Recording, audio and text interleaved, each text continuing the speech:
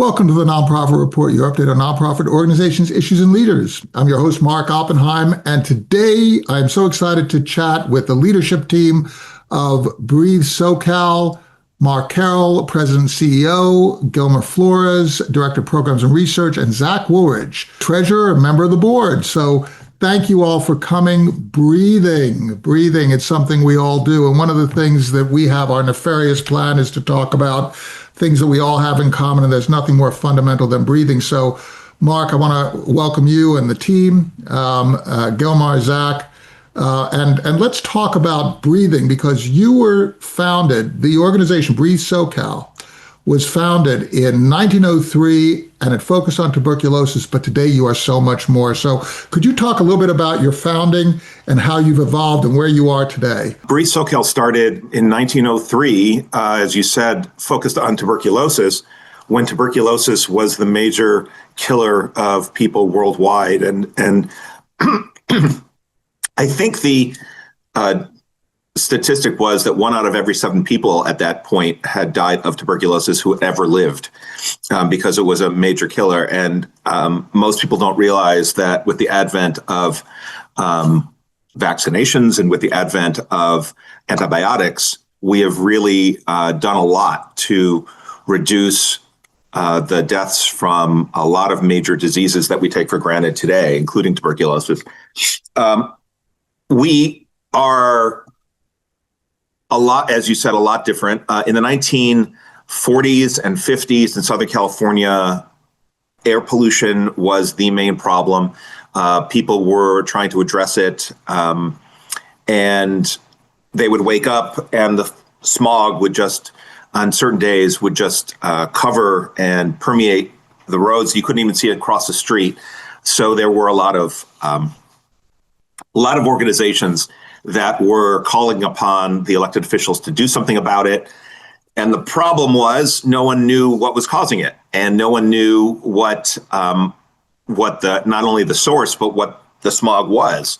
Over the course of the next few decades, they learned that it was a result of the pollution from cars and industry and burning trash, which is what everyone in Southern California used to do, and some of the practices that they used in farming, which was the major industry in Southern California. And so it took some time before a lot of those were addressed. But it was in the 1960s that the Surgeon General announced that smoking, tobacco, was a major source of disease and caused lung cancer. And so that also became something that we focused on. And so today we pride ourselves in being the oldest public health organization in Southern California, and an environmental health organization that seeks to address lung health and air pollution. And the 2 main causes of lung disease are air pollution and tobacco. So we're focused on air pollution. We're focused on tobacco. We're trying to promote clean technologies, clean vehicles, such as electric vehicles. And we work with, as partners with companies who are transitioning fleets of trucks to electric and putting up electric chargers at truck stops. While at the same time, we're still focused on our lung health programming, which Gilmar, our Director of Programs and Research, will focus on a little bit. But we have a lot of programs that serve patients with lung disease, try to screen people for lung disease, try to educate people about lung health and about things they can do, particularly asthma. And we also have programs for the community that are aimed at building community, engaging volunteers on projects that will reduce air pollution in Southern California. I want to take some of these themes and construct them, because I think that from a programmatic standpoint, Gilmar, what Marc was talking about, the whole idea of going from a lack of awareness that lung health is associated with the particulates that we breathe in. It's almost the acceptance that that's beside the point, right? In the 1950s and the 1940s and 1930s. But it wasn't beside the point. It's a driver of poor lung health, that you're breathing in particulates, whether it's leaded gasoline or the particulates in the air from burned trash and so on and so forth. So you go from having the tuberculosis, which is a disease, plus particulates, to tuberculosis gets addressed. What then becomes very obvious is that there are other lung diseases that can cause breathing issues. And then you need to constantly be looking at what is in the air, what we put in the air, right, Gilmar? And try and not be breathing that stuff in. So talk a little bit about how that manifests in terms of your programs, because you're dealing with a lot of different issues, aren't you? Of course, we are definitely addressing multiple issues, but we always concentrate on our mission, which is promoting clean air and healthy lungs. So our programs will divide into those two categories in some sense, and we'll utilize those two frameworks to implement these programs in our fields. So we currently, as an organization, while we have over 10 programs we conduct in the communities and would compass into that. As for example, we have a program called the Breathe Easier Asthma Management Program, which is a home asthma remediation program that aims to reduce asthma-related urgent care and ER visits. Did you say asthma? Asthma, yes. But asthma also is kicked off by a lot of different things, right? Correct. It is kicked by it could be either allergens, irritants, or also genetic composure of the individual. So let's say I actually suffer from asthma. Mm-hmm. So how do you help me understand my condition? And I understand, Zach, you also have suffered from asthma, right? Yeah, no, as a child, I suffered from childhood asthma. Mine was mainly, from an allergen standpoint, that was what induced those asthmatic reactions. But yes, no, it's something that I know very, very well. And obviously between Marc and Gilmar and the programming we're doing with Breathe, it certainly is assisting a lot of the communities that may not have the same resources that others may have. So, Gilmar, if you're talking with Zach and me, right, and we have we've had different conditions and so on, how does Breathe SoCal, how do your programs help people like us become aware of not only our conditions and the sources of that, but empower us to take action against those factors? So, for example, here in California, doctors only have 20 minutes to have a visit with their patient. That's not sufficient time to be able to explain what asthma is, how to utilize medication properly, and what can be the causes of that.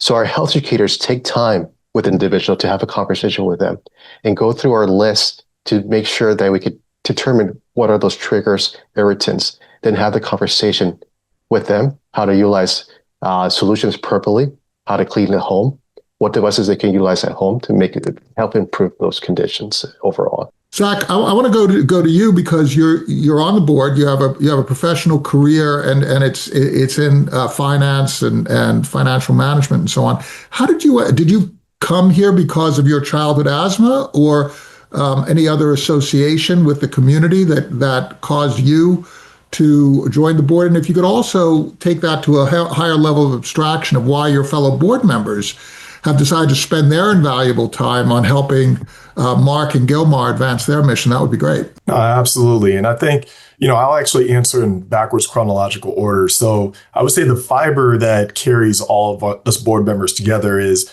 we have a lot of people who, whether directly or indirectly, were affected by lung cancer or asthma, as I spoke about before, or other upper respiratory diseases, or they work in clean tech of some way, shape, or form. So I think, there's kind of like the heart aspect of it that brings us all together. And then also, again, from a professional standpoint, I spent time at a previous financial institution where I was working in the nonprofit field. And, obviously you're doing your business development and you're talking with people, but, naturally you're going to hit upon certain organizations that are near and dear to things that, have affected you. And, even for me, like back in 2008, I lost a very close family friend to lung cancer. So, my first conversations with Breathe from just a financial standpoint, I was like, well, this is something that I dealt with like graduating from college. So, for me, being able to have that opportunity to meet Marc and meet the rest of the board and, have an opportunity to jump in. And then, at the time, as you can imagine with this board and how long the organization has been around, we were very heavy on, whether it's lawyers that are in the tech field or a lot of people in clean tech, but maybe not having as many people with a financial, services background, or people that come from real estate or business owners, maybe some more non-traditional backgrounds that can lend their resources to the firm. So, instead of just being around for 100 plus years, we can be around for 200 years or what have you. And, to have the financial wherewithal to be able to do it. So, yeah, I would say that it's, that's what kind of marries. I mean, you have that fiber of the heart of just all of us having gone through that. And then, through professional adjacency to working with firms like Breathe. I love that point about financially adjacent interests. Marc, I want to sort of delve into that because Zach is mentioning, you mentioned clean tech a number of times, Zach. And I think that's really fascinating because the idea of interests that have to do with physical health, we're talking about clean tech. That means energy tech. We're talking about clean automobiles, meaning battery-driven automobiles. We're talking about solar arrays that mean that you don't have to burn oil. We're talking about, for example, taking waste and finding alternative ways to deal with waste other than maybe through waste, recovery, energy recovery, and so on. Marc, when you're basically recruiting board members, that's really interesting because one would think, right, Breathe SoCal, it's about health and it's about healthy lungs and so on and so forth. But really, you're talking about societal interests that intersect with health. Yes. Are you recruiting board members based on these other various interests so that you have a diverse array of perspectives on the board? How does this work for you? Yes, we are. And I'll say I've been here almost 8 years with Breathe. And in that 8 years, I've worked to diversify the board geographically since we've initially, when I got here, we focused only on LA County, and now we're focused on 8 counties across Southern California. So we now have a chair who lives in San Diego. We have board members from the Inland Empire. And we have tried to expand the geographic breadth and depth of our board, as well as the professions and the industries that they come from. Among the programs we do, Gilmar leads all of our health programs, but we do have a number of programs focused on the environmental area. And in the environmental area, most of that is focused on technology. And in fact, our mission says to promote lung health and clean air through research, education, advocacy, and technology. And when I got here, our board didn't quite understand what technology referred to, but we're very involved with clean technology now. We're working closely with clean technology companies and with others who are at the forefront of moving towards cleaner big rigs, moving to make sure that there's infrastructure for refueling and for recharging all of these big trucks and construction equipment and others that California needs in order to clean the air. And I actually just wrote in our monthly newsletter to folks last month that clean technology is public health. The way that we encourage greater lung health and greater public health is by cleaning the air. And the way we clean the air is by transitioning away from diesel-powered trucks and over to a battery electric or hydrogen electric vehicles. And so as a result, we're looking at people and the companies that we deal with. They're looking at us and we realize we have a lot in common. And so we've recruited some people from that field as well. I find this to be really fascinating because when you talk about Southern California, you're talking about, and you start to break up the geographies that are there, you have different economies, you have different lifestyles, you have both major urban areas and you have rural areas. You referred, Marc, to agriculture and what was being thrown up in the air in the 50s, 60s, and 70s through farming practices. What you're basically talking about is affecting consciousness that has downstream effects all across different fields of endeavor, right? From personal habits and smoking and that kind of stuff to manufacturing practices to agricultural practices to clean energy. Where do you put is the boundary basically the whole idea of lung health and clean air? Is that the boundary where you can stay focused? We definitely try to stay focused. We get people approaching us and saying, we're looking for a nonprofit to help us with X or Y or Z. And if it's not tied to our mission, we're not interested in expanding into that area. There's plenty to do in the area that we focus on. So and we're broad enough. We have a wide variety of programs that do a lot of different things, although they do fall under the umbrella of either promoting lung health, addressing people with lung disease, or promoting clean technologies. So, Zach, you also function as the treasurer of the organization. So you have a particular role on the board with financial oversight. Is that how the board actually looks at the investments that Marc is making in staff and staff time and in other programs? Are you also taking that kind of a strict definition, or are you more expansive from a board perspective? So I will openly say that I was the treasurer last year, so I'll try to speak in the past tense on what I kind of focused on, since this year they have me acting as a vice chair. Well, I'm not acting, I guess I actually am the vice chair. But I mean, look, when I was the treasurer of the organization, I think the biggest part for us was just making sure that we had a sustainable program that we could carry out and do all the work that we needed to do.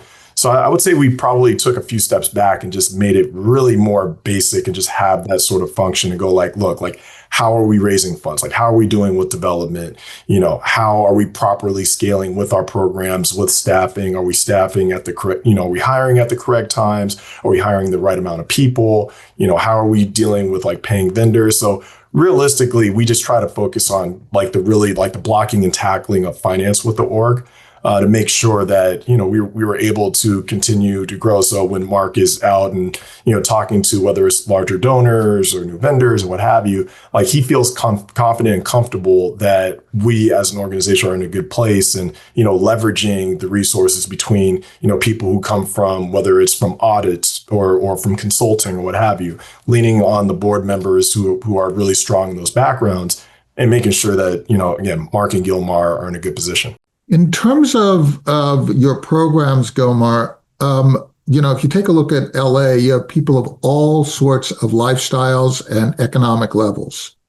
How do you ensure that your programs are addressing the needs of the vast preponderance of people who live below sort of that upper income level that allows people to serve on boards or allows people to be part of the key professional staff? How do you ensure that your programs are dealing with people who have the greatest need, but not the greatest resources? There are two ways we approach this scenarios in which our health educators are actually from the community themselves. So they're able to communicate, they're able to relate to individuals they're coming from. So let me just stop you there, because let's focus on that just for a little bit and before we go on. You're saying that you're actually hiring, you're providing internships, you're providing education, you're basically paying attention to serving all of the community. So you're going about that very intentionally in terms of how you recruit. Is that your point? That is correct, yes. Our health educators are from the community. Also, our interns and fellows are also from the community. So that means that if you are neglecting a member of the community from which you're hiring, your staff might come to you and say, hey, we need to do something here. Because, I'm from here. We're not addressing, right? Right. Is that a superpower, or is that just something that I'm just wondering from your perspective, because that's a real intentional thing to do. No, I think it was just I've been in the shoes of the individuals that we tend to interact in the past.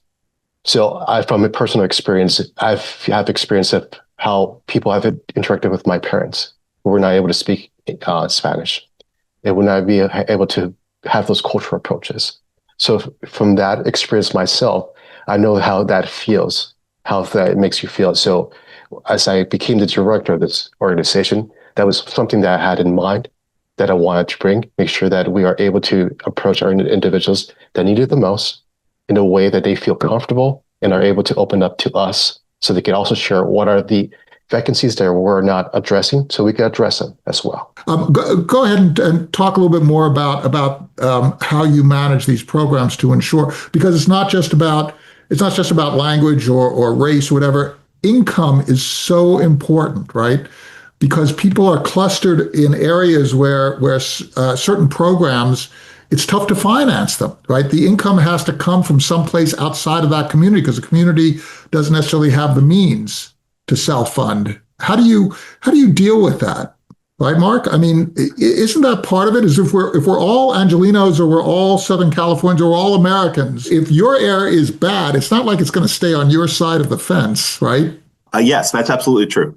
And it's not just on the air quality end, it's also on the lung health end. And we have higher rates of asthma among people who live closer to the ports because there's more diesel vehicles near the ports.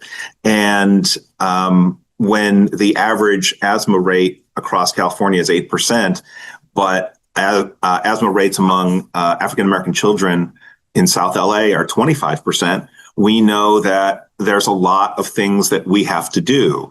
And so we're trying to address the inequities and focus on health equity issues while we're working here. And one of the main things you can do for health equity is educate people what to do self-care, what it is that they should know so that they can make sure their kids are getting the proper treatment, that they themselves are doing what they can. And our health educators are going in to assist people with severe asthma, people who have had asthma that hasn't been well treated, to explain, well, this is how you use your inhaler, and maybe you're not using it right. This is how you have to use your other medications, and taking them together or not taking them together. That when you cook, certain oils and are going to have a lower burn rate, like olive oil, and so it's going to cloud the air up, whereas other oils like avocado oil or seed oils take a lot higher temperature to dissolve into the air, and they're not going to cause as much irritation in the lungs. And it's those types of things that, vacuuming and how it throws up dust. People should be checking and cleaning out their filters in their AVH, the air conditioning and in their vacuums. It's these types of useful, not just hints, but useful advice that's important to help people not have the reactions, not have the asthma attacks, not have to go to the urgent care or the emergency room. And so education is critical in making sure that people know. In fact, I didn't know. I've been with Breathe for 8 years. I had never heard of COPD before. COPD, it turns out, is the fifth leading cause of death in the nation. Most people aren't familiar with it as a major cause of death. And those who have heard of it usually know someone with COPD, which we usually used to call emphysema. COPD is a major disease that's not getting the attention or the resources or the research funding. And we have one individual on our board who has COPD, but she wasn't aware of it.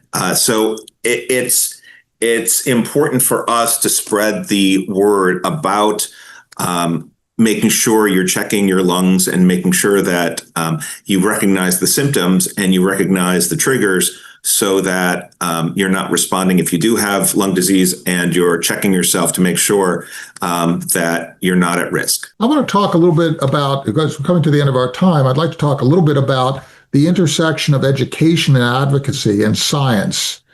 right? We're in a time right now where we've seen a lot of misinformation clouding our work in terms of you talked, Mark, about vaccinations and the end of the tuberculosis epidemic that we had in this country not so long ago, right? And that came out of medical science. It came out of immunological and treatment research, right? But there's a lot of misinformation going on about the importance of that research in terms of human health and some of the treatments. How do you all see, and we're going to go, let's Zach, you first, and then Gilmar, and then we'll end up with Mark. I'd like you all to talk a little bit about how you all see, from a board perspective, from a programs perspective, and then Mark from a chief executive's perspective, how do we ensure that people in general are aware that this scientific research, the conclusions that you are putting out in terms of lessons and instructions and counseling and so on and so forth, that these are actually useful and they should adopt these practices because it's in their own interests? Zach, would you mind taking a cut at this from a generalized board perspective? You're kind of outside the organization, but inside the organization. How do you see the advocacy piece of this mission? Right. And I think it kind of goes back to what I was talking about with resources, right? So you think on our hand from a board standpoint, you have people who are professionally adjacent. So say if you have, policy lawyers or people who work with the government or what have you, I think they can apply pressure from their end, right? And I would say you have the other folks who are, whether they're in, finance or they're in real estate or they're in strategic consulting or what have you. Or community leaders, right? Yeah. And I think from there, there's, certainly providing, and I would say probably more on a financial end of just trying to get in bigger development dollars or directly giving themselves or leveraging the platforms that they have if they are public facing. We've had PR people who are on our board that, have the ability to amplify the voice of Breathe in however we can. So I think the way that I look at the board is like we're kind of like the battery, the supercharged battery that we could put into the organization to really amplify what we're trying to do. So I think, because at the end, Marc and Gilmar are really the engine of it. But, just given the profile of a lot of the individuals that I work with on the board, I think we work together, because again, I agree with you. There's a lot of misinformation, but the best you can do is just continue to educate, and you just have to have a larger platform and just keep building the platform. Gilmar, when you encounter people who are resistant to the information that you provide or have heard some disinformation, how do you deal with that, or do you not encounter that? No, we encounter that on a daily basis. So the way that we approach this is actually have the conversation, and this is going to be very different for each demographic. There's some demographics that would appreciate just having a workshop straight with information, while there's other demographics that like to have a conversation. So this is where our health educators, our team, takes this approach to have a full conversation, make sure that to listen to all their inquiries, their questions, and be able to address them there and then. So you don't demonize, you don't reject, you don't say you're ignorant. Not at all. You listen respectfully, and then and also I'll go back to that superpower that you were talking about making sure that people are coming from the communities that are served. You have a community connection where that person might be more equipped to deal with these valid concerns than someone from outside of the community. That is correct. And we cannot demonize because that would create a barrier. And we want to remove those barriers. We want them to feel comfortable enough for them to share with us so we could address any miscommunication. Marc, how do you deal with it? Who would have thought we would have gotten to the point where somebody said, if you are supporters of vaccinations, you are somehow being political, right? But we're at that moment right now. Let's face it, and that was part of your history, right? It created a transformed environment for Breathe SoCal. How do you deal with it as the chief executive? Well, we have a few ways that we address that. One, we have a network of physicians and allied health professionals called the Trudeau Society, which It's not as old as us, but it's over 100 years old. It's been around, and it started also because of tuberculosis. They were all tuberculosis doctors who started it. And now we hold a lecture series. We hold 2 conferences a year. And we get a sizable amount of people coming to these who want to learn more information to help their practice, to help them serve their patients. But we also get non-physicians who come, some researchers, some physician assistants, some nurse practitioners and nurses, so that they can be as knowledgeable as well. And we are also working in Sacramento and in the City Hall on issues related to lung health and air pollution, climate change, and other related issues. And we just heard that the governor just signed a bill we were sponsoring this year in Sacramento, focus on wildfire smoke, which is one of the worst pollutants out there. It probably is the worst pollutant out there because everything on Earth in the way of the fire gets burned up. And so it's the metals and a lot of toxins in the air, and there's not a lot of warning and there's not a lot of explanation about what people should do when there's wildfires. People focus on the flames and not necessarily the smoke. And we're trying to clarify who's responsible for educating the public, and that's the counties in California, and what the counties need to do, and how they need to address it so that they can educate the public the most. And so education, as I said, is key, and that helps guide people knowing what to do about their lung health. And then the third thing is learning by doing. And so we have a program called Blue Sky LA, which we host once a month, a volunteer project somewhere in the region, usually in underserved areas. And it's a project that will benefit air pollution, reduce air pollution, benefit air quality. And so the Blue Sky LA projects that are all over, we try to recruit 40 to 50 people to be volunteers, and we've never had a problem getting enough volunteers. And the supervisor of that program has done a fantastic job of building it over the last 3 years. And we have done in total a lot of benefit of reducing carbon in the air and other pollutants in the air, because people are volunteering their time for a morning a month and helping us plant an urban garden, or deal with a watershed, or help. Sometimes we've built low-cost air purifiers out of fans for people. So it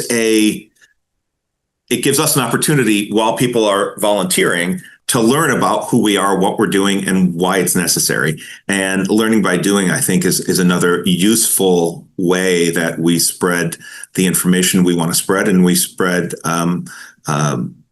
positive lung health information throughout the region. Fabulous point to end on. It's basically bringing people together to enjoy each other, right? To work together, to have a little bit of fun, to share a little bit of knowledge, education, and make the world a better place. I'd like to thank Marc Carrel, President and CEO, Gilmar Flores, Director of Programs and Research, and Zach Woolridge, Treasurer and member of the board. Thank you so much for your great work, which I am breathing right now, even as we speak. Please thank your boards. Please thank your staff. Please thank your donors. Please thank the community. Please thank your volunteers. And thank you for helping us understand the importance of clean air, healthy lungs, and Breathe SoCal. Thank you very much.